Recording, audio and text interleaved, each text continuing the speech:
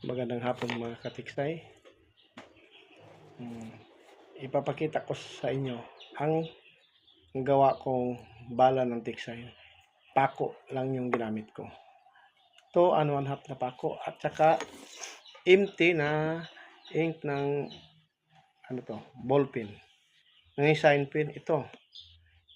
Hindi ka nahahanapan ng iba na. Ito yan ito. Yan. Ito. Itong mga gawa ko. Itong mga natapos kong gawa.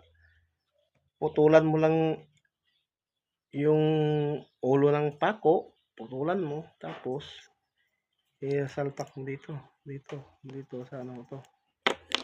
Ayan, isalpak mo yan. Tapos, pag mahigpit na, kasyang-kasya talaga dito, higpit na higpit talaga yan dito sa ano.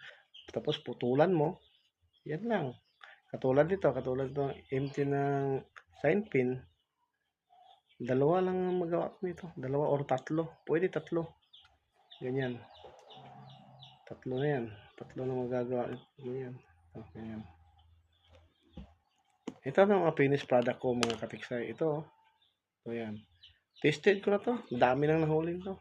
Pero nagdadala ako sa kapag naghahunting ako ng isda. Nagdadala ako nito. 5 o 4. Ito mga dinadala ko. Ito. Puro pako lang yan. Puro pako lang itong ginawa ko mga katiksay. Ito. Kaya, ganito lang ang gawin ninyo. Para ito ang madali ang paggawa. Madali ang paggawa ng tiksay. Walang hassle. Wala.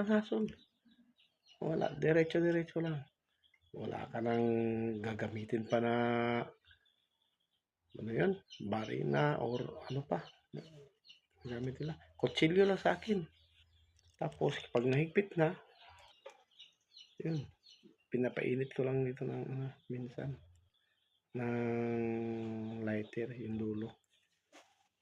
Kasi ito na. Ganito lang katiksay. Pakishare sa iba para may matutunan naman sila. Pako lang ang gamit ko.